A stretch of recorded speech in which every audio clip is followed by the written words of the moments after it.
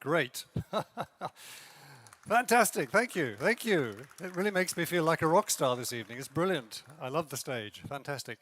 Labas vakaras, sveki advike. Thank you so much for coming and joining us this evening on this fantastically hot evening.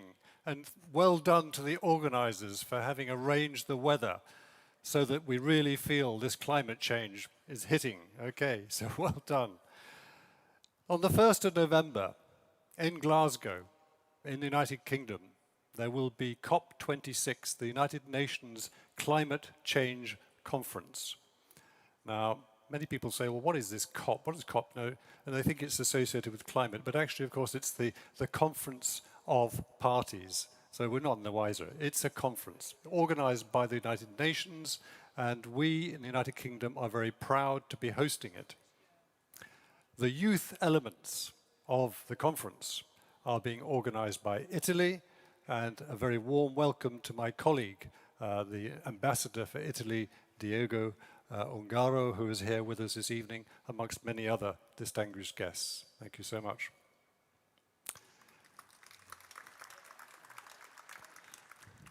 It's great. We get cheap claps. The film premiere this evening, and I'm calling it a film premiere because it is the first time that the film will be shown in Lithuania with Lithuanian subtitles. And the film is with the extraordinary British film presenter and environmental activist David Attenborough. Now, I'm quite pleased, as I was walking around before, to hear that David Attenborough, Sir David, is not very well known in Lithuania. So this is a great vehicle. I hope that his fantastic film that we'll be watching this evening will be more accessible to more people in Lithuania.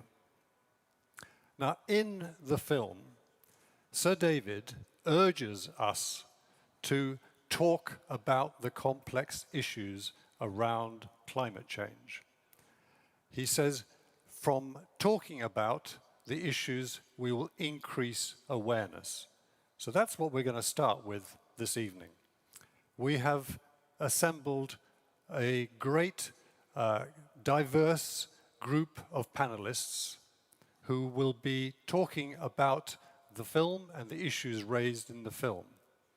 We have not just scientific experts, important of course as they are, but a truly diverse panel, including the film director, who I hope, if the technology works, will join us from the United Kingdom, including an environmental psychologist and a writer, poet, playwright, and a world-leading academic professor on climate change issues.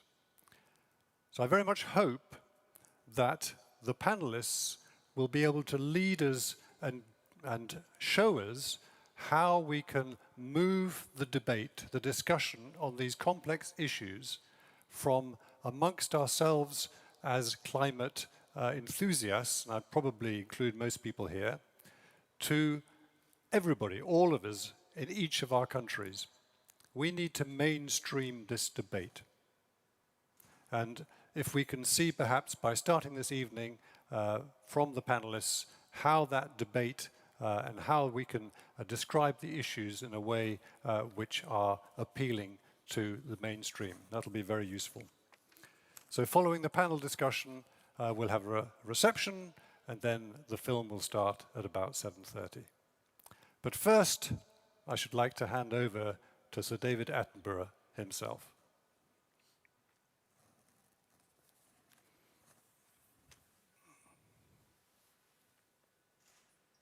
Attenborough.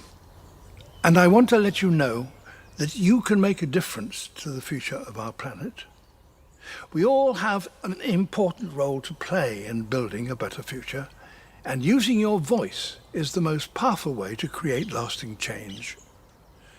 Conversations can be a catalyst for action. By discussing the issues and solutions raised in my film, you will join a movement of people across the world helping to drive the action we need to protect our planet. Right now, we have a window of opportunity that we can't afford to miss. We must rediscover how to live in balance with nature and help to create a better world for ourselves and for generations to come. What happens next is up to us. What happens next is up to us. So I'd like to now hand over to our international journalist, our award-winning journalist, Živile Kropaite, who will be our moderator and will lead the panel discussion. Živile.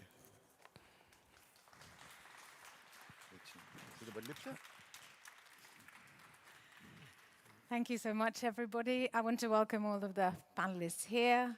I'm really glad you're all here, and I'm really glad that despite all the climate abnormalities we are experiencing, we still have Indian summers, and that's something we can enjoy tonight. Before we watch the movie, we will discuss the issues raised in the film, and I want to present all of the speakers. 4 panelists. John Clay will join us on the video. He's an award-winning director. The Science of Our Planet is his first feature documentary. I hope we will see him in a second.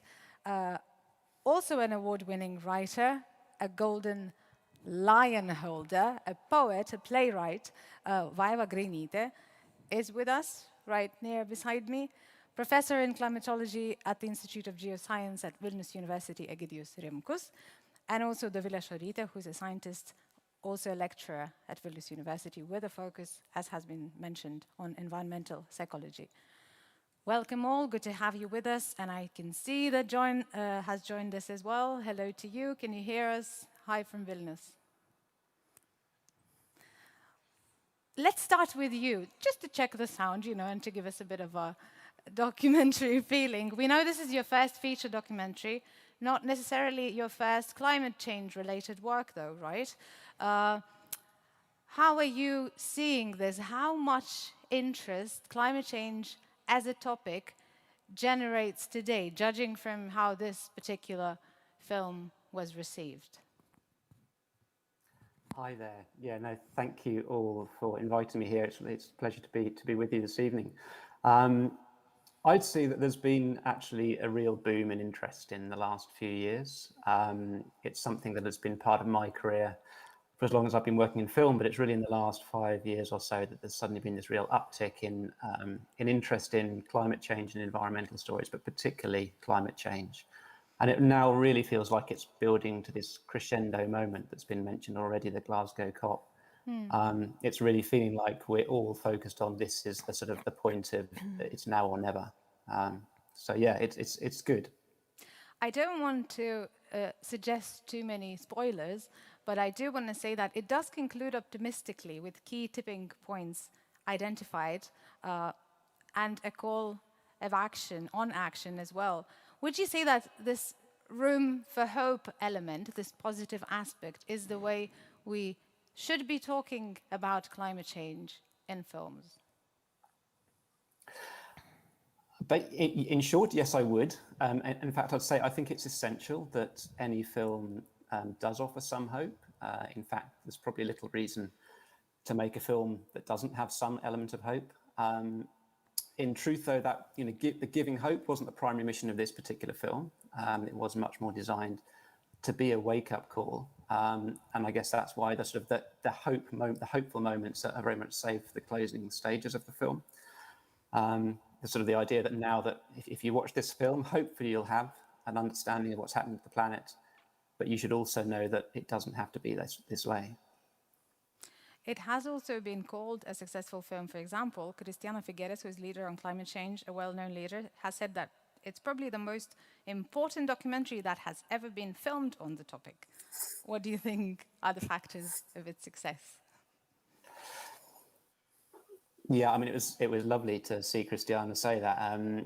She's obviously such a powerhouse within this, within the movement trying to address the crisis. I think the reason for the sort of success of the film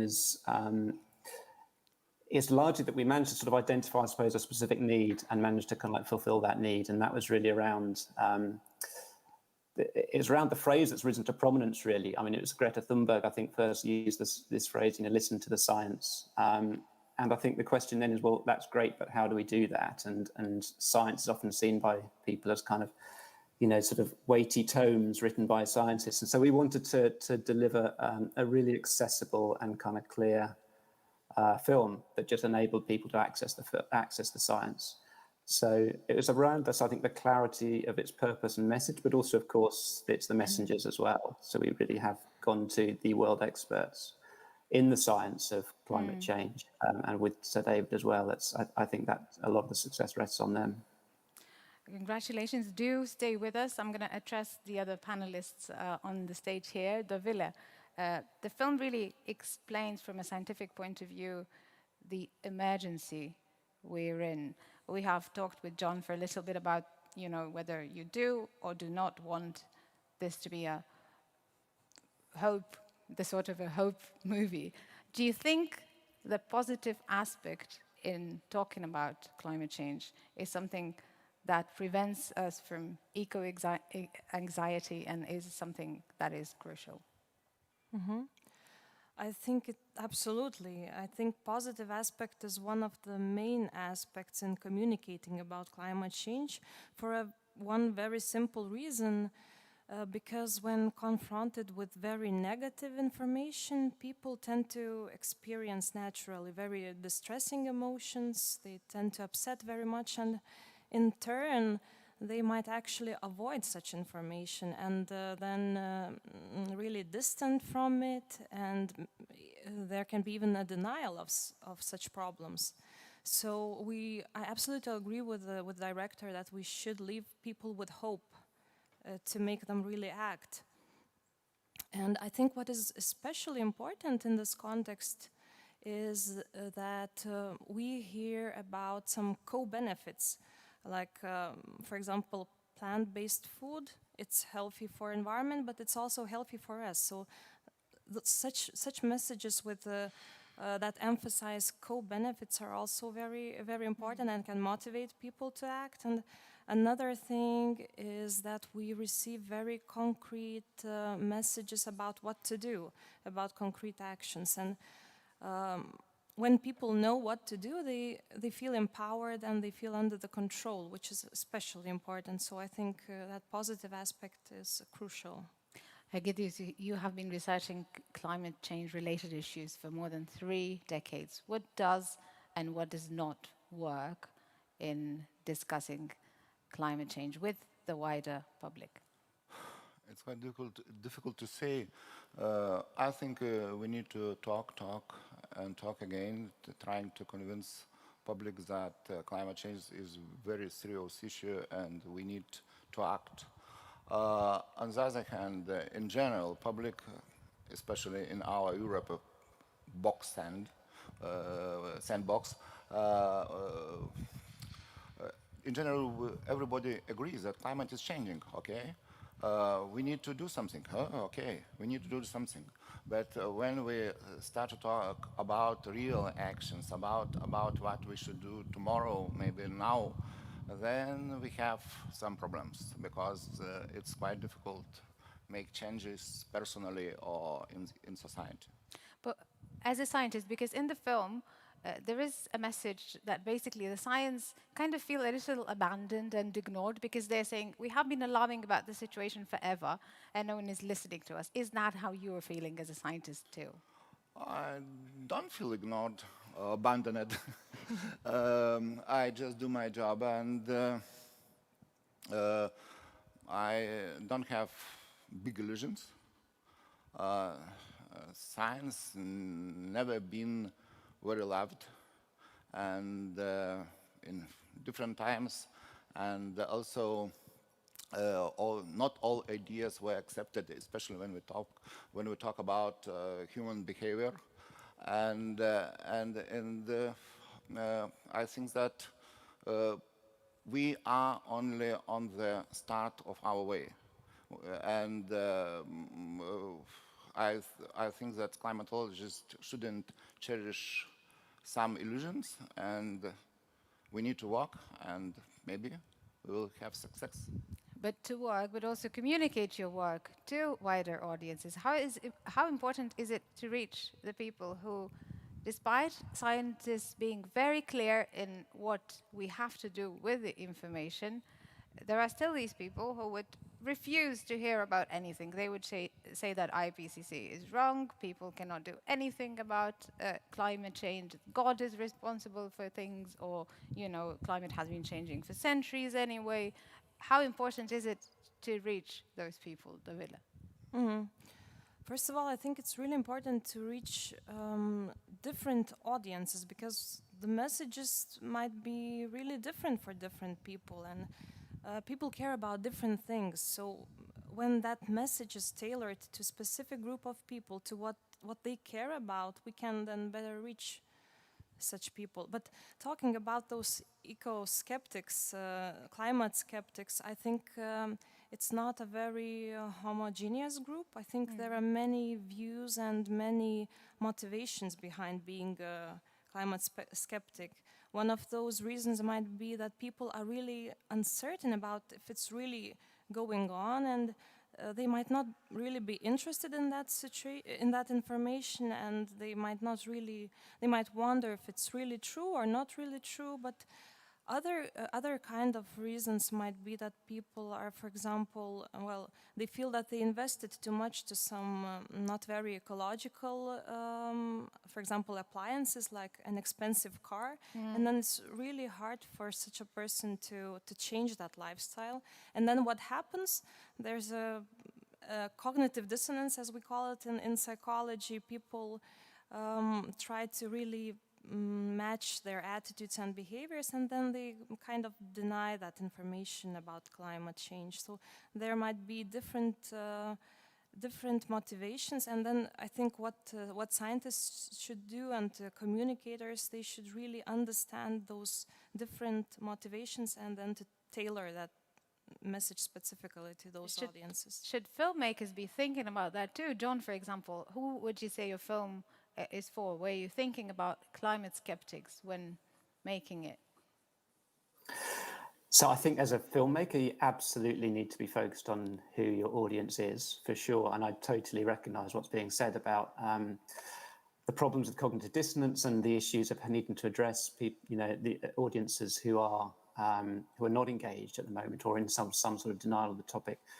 Absolutely, it is important that we craft films and narratives for those people. This particular film is not for that audience, I have to say. It's, again, our focus on this audience. There's really two groups of people, I suppose, we had in mind when we were making Breaking Boundaries.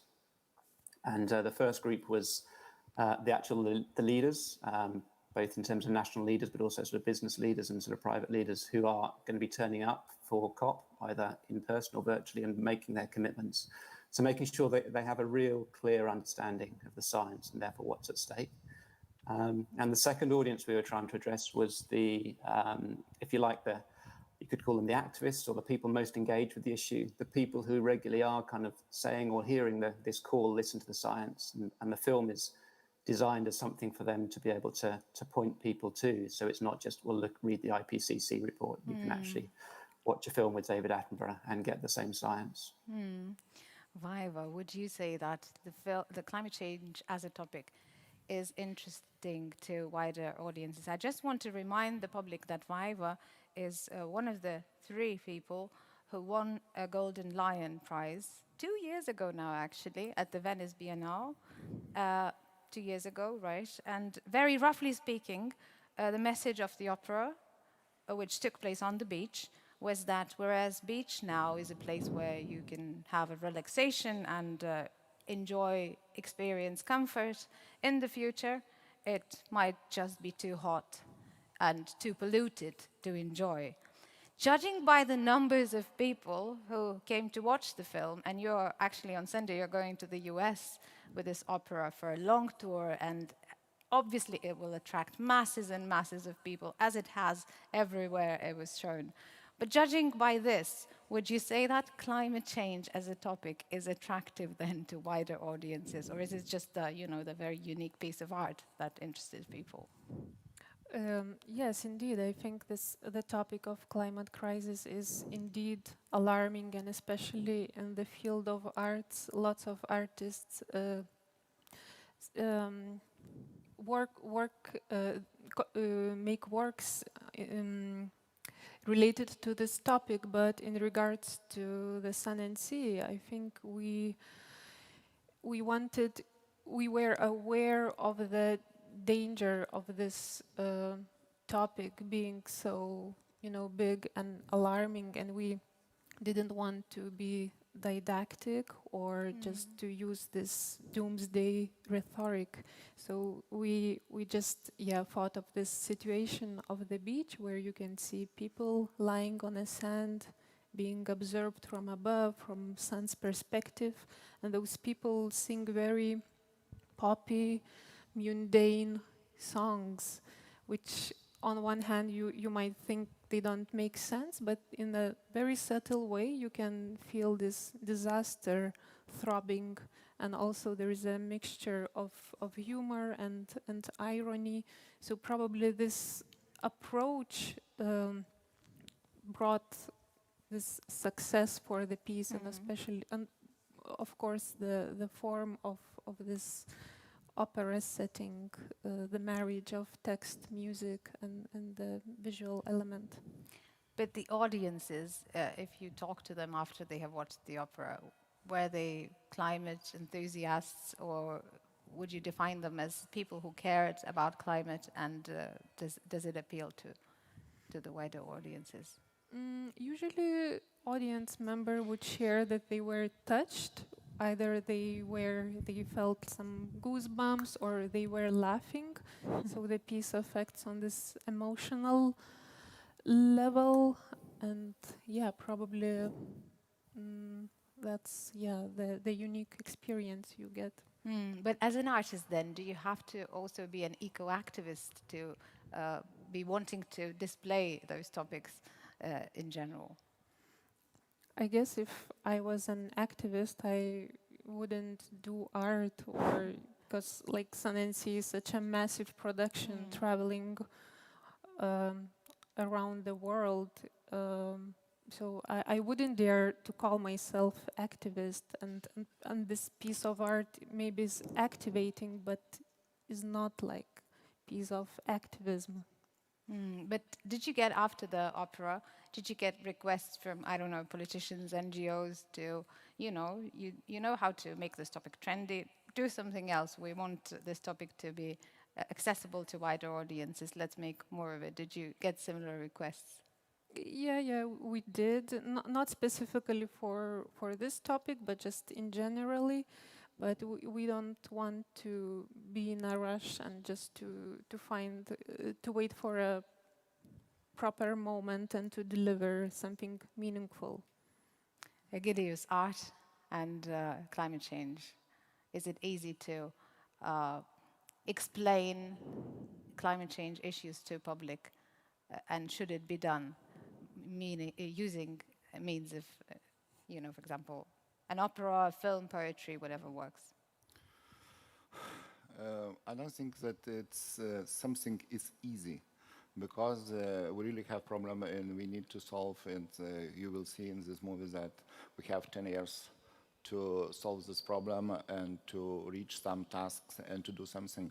So sometimes I don't think that when we talk about climate change now, 20 years ago it's possible, but right now when we talk from positive point that it's not so bad, maybe we can do something and so on,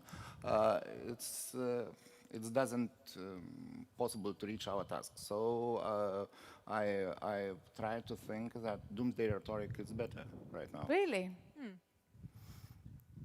Would you agree, Davile? I would say that the more messages we have, the better. And actually, the more varied messages we have, the better. Because people, when they always see the same message very oftenly and not really varied, they become numb in a way. They don't really react anymore. So I think all those messages, and the more varied they are, the better. They are really adding to reaching people. John, what would you say art as means of transmitting the message about climate change? Yeah, I think we're getting into some bigger questions now, really, in terms of that kind of the use of art for kind of like getting that message across, and it's all. As a filmmaker, it always comes back to the audience and kind of like, who is it that you're trying to reach, and where, and it's trying to find a story that's going to reach them where they're at, and so obviously when you've got a wide, diverse range of audiences who all need to hear this message, you've got to have different ways of telling it, and that can be a challenge as a filmmaker if you're making a single film that's going to sit on a platform like Netflix. You're talking to millions of people, and actually what you need the film to do is to generate actually a lot more conversations. In fact, like the one we're sitting in now, I mean, it's lovely to be here, because that's part of the purpose of the film, is to be able to use that as almost like the launch pad for then discussions which meet people where they're at. So whether that is about how films can change policy, or whether it's much more about the personal take home from a film about what you can individually do, I think different audiences do need different messages coming through, and they need to receive them in different ways, and also that it needs to be multiplied. And I think that's the other thing, is that we kind of take these on, the more we're absorbed and hear these messages repeated, the more it becomes part of our own psyche and understanding. So it is about diversity and multiplication of messages for a diverse audience. But then how can art have implications to policy making specifically?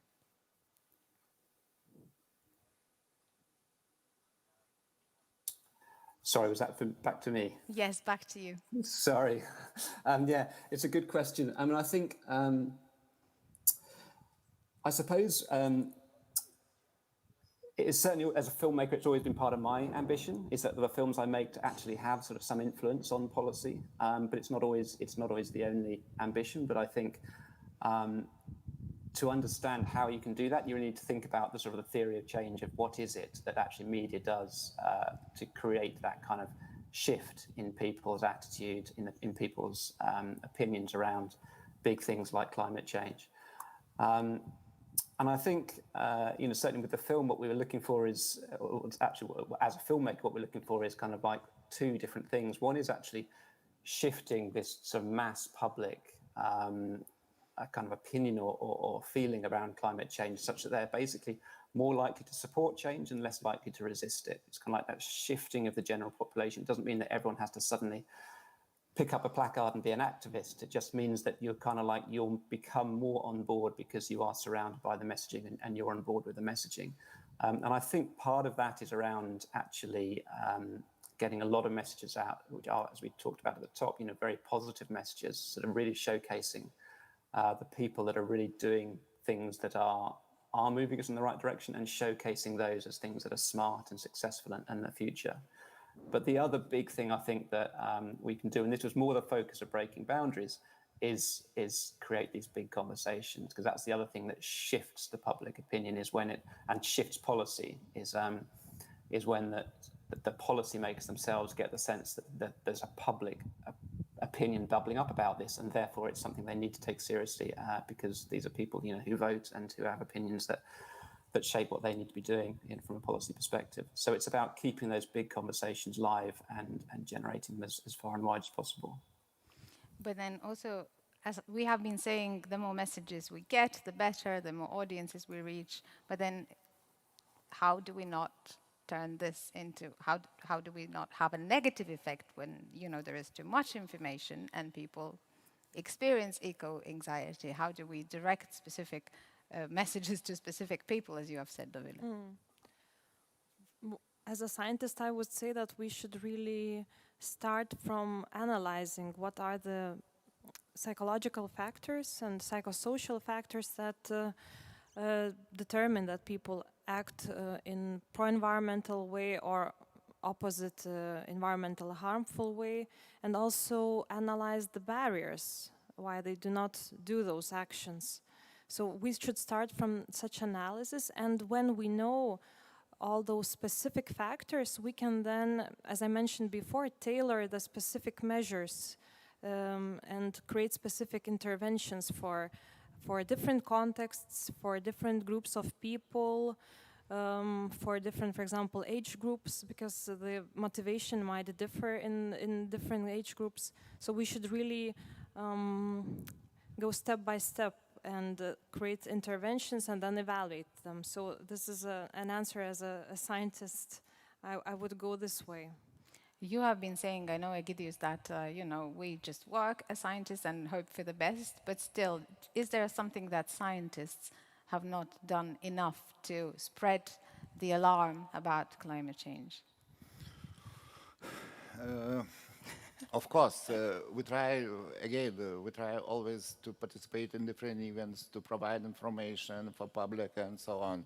But what public needs for science, they need toys like smartphone, and then science is very nice and very good for everyone. But actually, science not always make toys and not always says nice and polite things. So in such case, I don't think that it is possible to convince everybody that climate is changing, or that for everybody will be clear that climate is changing and we should do everything. So you know that even in our everyday life we have, even in our global North community, in a very educated community, we have thriving flat Earth communities. So. Do you think they have the right to exist? Yes, because in everyday life I see Earth is flat. It's normal. So it's same with climate change, and because climate change is a very slowly propagating threat, and you can see, for example, COVID you can see every day, and you maybe meet persons who have problems with that. But when we talk about climate change, it's 10 years, 20 years. But is it really the case? For example, when you see this film, you will see a Swedish scientist who tells you that the highest mountain in Sweden shrinks about 0.5 meter each year. And despite the fact that it's, as he puts it, in the identity of every Swede to know its height, we now don't have it as height as we learned at school, It's different. It's a very specific example, and this film provides many examples, and we see examples around us everywhere. But in Lithuania, somehow, I would say in the wider audiences, it's still somehow difficult to connect the scientific facts, the facts that you're hearing, with the everyday reality. People would still say, we still have sort of 4 distinct seasons. We have a bit of a winter, we have a bit of a summer, everything has stayed fine. As I have said before, weather has been changing, climate has been changing, and we are still fine. Are there enough messages? Is there enough proof of connecting scientific facts with everyday realities? What would you say, Davila? As I said, the more messages we have, the better, actually. So I think we should not stop creating those messages. But to add, I would say well, it's my opinion that we need a little bit more information on very local impacts of climate change and local impacts in regards to our behaviors, how our behaviors impact our environments, because people care about their immediate communities, their immediate surroundings. So I think this should really reach people when we talk about very local things and local consequences. And also another thing I would add, that the collective action is always very effective, and I think we could really try to promote not only individual action, not only individual efficacy, but also collective efficacy, to try to gather communities together and to encourage people share what they're doing for environment, and to listen what others are doing. And in this way we could create social norms that are very important in encouraging people to engage in various behaviors. So I think we still have some things that we can do, and we have to go on with those messages and with all those measures. Viva, what would you say is missing in terms of communicating climate emergency situation to wider audiences? Yeah, I definitely agree what the Villa mentioned, and I especially liked her statement about the previous statement she made about that the predominant rhetoric of like threat makes you numb in some way, or that the brain tends to shut down and just to after, like, I know about like myself, if I see lots of images of like mammals being choked on plastic, I like really get worried, but in 3 seconds I just continue living my life. Yeah. And like regarding this mundane micro narratives, I guess in our works and in C, we wanted to find these micro stories and that they would be transmitted from I perspective, because I personally find ecology a very anonymous topic, and very, very big, so you just need to zoom in. And yeah, I see the power of personal stories. Personal stories, John. That's what you did in the film, right? You took the Swedish scientists, one scientist actually, and he was giving specific examples. Do you think there is enough of connecting scientific facts with everyday realities when communicating climate emergency as an issue in general?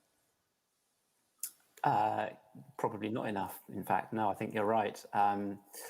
So yes, absolutely, as a film, it worked to be focusing on the personal as well as the kind of like the global big picture. I just absolutely agree with what's just been said before as well. And in the film, hopefully that does come through. I think Johan himself does a nice job actually at kind of convincing us on this fact that actually, although a lot of this and a lot of our discussion, particularly in the lead up to COP, is all around how we stop things going bad, there's a real opportunity to focus on how doing the right stuff could make things so much better. And it's almost like you don't need a climate crisis still as a reason to put in place so many of the changes that we need in terms of, switching our energy and kind of revolutionizing our food systems and so on, because we'd benefit so much from those. And I think there's not enough communication around all the amazing benefits and opportunities that could be had. I mean, yes, it's hard work. Yes, some of it's costly. Yes, it's not an easy ride. But if we get there, the health and welfare benefits we have in terms of clean air and healthier food, healthier soils, and nicer places to live are so enticing, actually, that's really something to talk about and to celebrate, I think. I have seen reviews of your film ranging from the form is so insane that the message feels lost to feels like a beginner's guide. I really like the review which said there can never be too many climate crisis documentaries because we have not solved the problem yet. I really particularly enjoyed the moment where one scientist starts to cry, and I'm glad you left it in the film. But how would you encourage other filmmakers to communicate about climate emergency in their work? Yeah, no, it's a good question. I think my response really, I suppose, is to other filmmakers is keep doing what you're good at, I think, but include the reality of the climate crisis and the positive stories we've talked about, within your dialogue. So I think what we don't need is for every filmmaker now, or every artist, in fact, to be making a film or a piece of art about climate change. What we need, though, is for as many films as possible and as much art as possible to be acknowledging the reality of the crisis that we're in, and also there's opportunities to kind of build a different future. So that's, I think, what's important is we need to shift this from like a niche situation and story and kind of interest to actually something much more mainstream. And we do that just by peppering all the existing sort of content and all the audience channels that already exist out there with, sometimes it's very subtle messaging, but if we can start infiltrating much more widely the creations that we make through art and media with this sort of story and also this sense of optimism that there's a better future out there, then that's, I think, the way to engage a bigger audience on the topic. It's interesting because we have COP26 approaching in November. We are missing nearly all of the climate targets now. And in the film, we also get the message that we are in a crisis and it's really alarming, and we still have to be talking about better ways to communicate about climate change. And you always get this feeling, there must be something that should get to people more easily. We haven't come up with something really, really important, and it's really, really hard to somehow grasp it. Shall I ask again, what do you think, Egidius? I know that you have been skeptical, and you have been saying, I don't have a lot of hope for the people. I'm just hoping for the best. Yeah. Is there one thing? What would it be that we are not, as a community, as a society, doing enough to get worried about climate change and do something about it in our everyday lives? It's very difficult questions. I know. And I don't know answer to your questions, but actually I would like to know.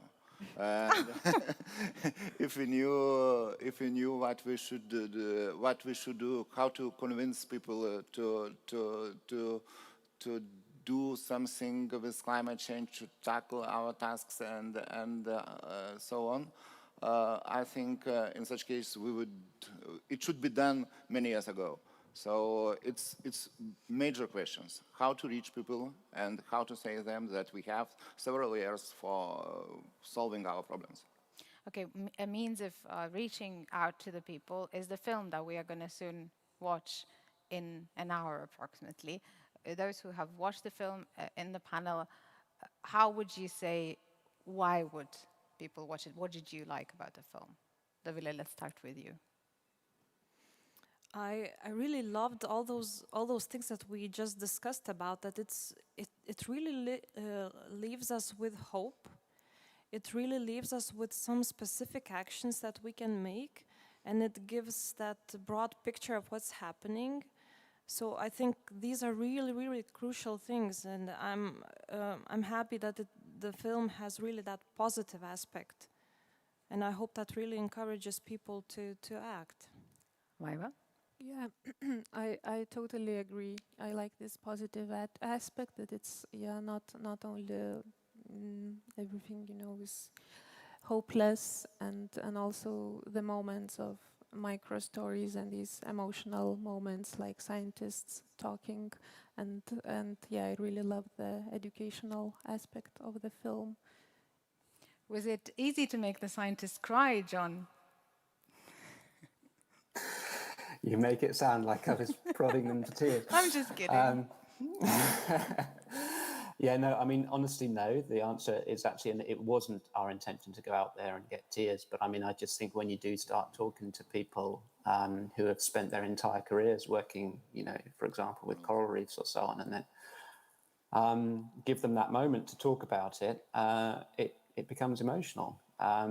And so it was, it's powerful as a filmmaker to kind of witness that and see that, because, we're used to scientists, aren't we, sort of hiding behind something of a facade of, well, this is the science, and we kind of detach science from emotion because they don't really, but actually that's, I guess, what we were trying to do in the film was sort of, I wasn't trying to prod tears, I was certainly trying to bring out, the more emotional, the more human side, I suppose, of the scientists, so you really get a sense of, I think it makes it easier to engage. It's easier to take on and listen to the scientific stories that they're telling you if you can kind of engage with them as people. And so that was the film's ambition.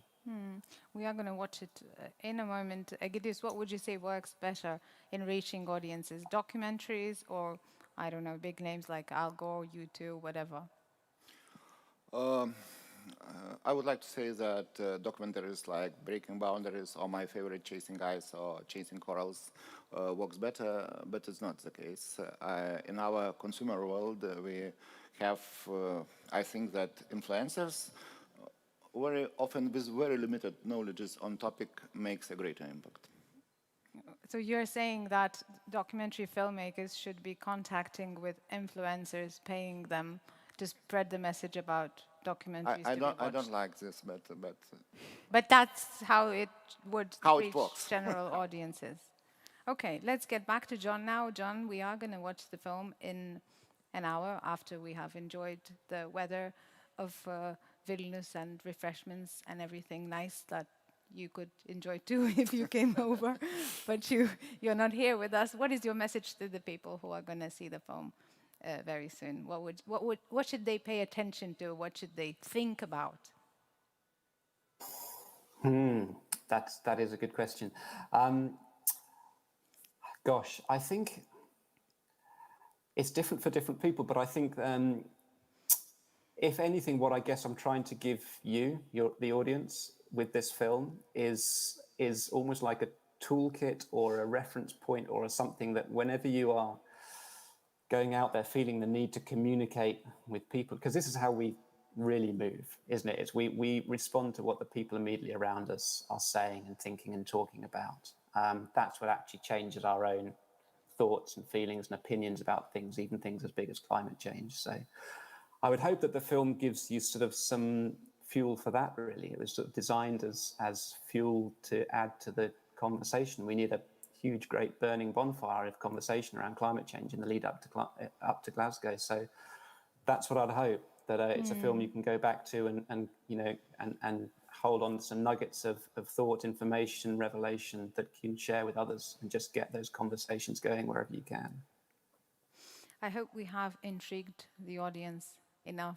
Thank you so much, John, for joining us here. That was John Clay. The Science of Our Planet is his first feature documentary. I also want to remind you about all the other people who were with us in the audience, Egidijus Rimkus, Dovilė Šorytė, and Vaiva Grainytė. Thank you so much for this discussion. We are going to give them a big round of applause just in a second. Okay, let's do it now.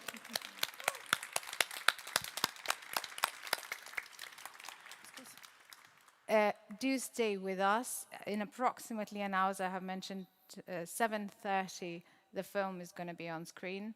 The ambassador is going to come back on stage, I think, before the film to say a couple of words again. But for now, everybody's invited for light refreshments. And as John has suggested, long conversations, preferably about climate change. Thank you so much. Thank you.